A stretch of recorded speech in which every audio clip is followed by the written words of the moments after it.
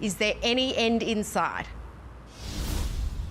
Angie, there is, thankfully, though it doesn't seem like it right now. The Weather Bureau is telling us conditions will ease over the weekend. By this afternoon, the State Emergency Service had responded to 350 calls for help, including homeowners dealing with leaks and fallen trees. Now, the drier ground left by the drought has helped to soak up much of the water, but that hasn't stopped some of the flooding. More giant aquatic centre than a football ground, Parramatta's new Western Sydney Stadium underwater. Being constructed, its drainage obviously still a work in progress. Sydney's big downpour saw Parramatta River burst its banks, the Rivercat terminal completely awash, flooding, bringing debris and raising the fears of emergency workers. We were concerned with school holidays, a lot of kids out and about playing, haven't seen rain for a while. We didn't want to see them playing in floodwaters. An overnight drenching saw some parts of Sydney reach their October rainfall average after just 5 days.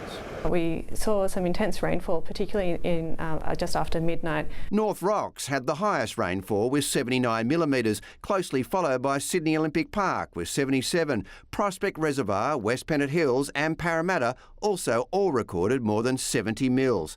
Roads were flooded and in some cases closed. For drivers, conditions were challenging, often treacherous.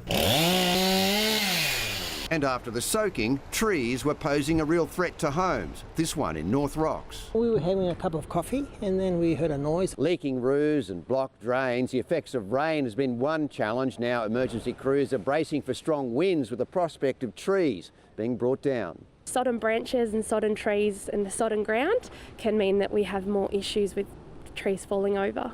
As more rain brings more relief to those who need it most, areas stricken by drought, Sydney has seen the worst of the wet. Over the next few days, we're not expecting to have as heavy rain through Sydney as what we saw overnight. Emergency services have turned their attention to severe storms expected on the north coast. Chris Marr, 7 News.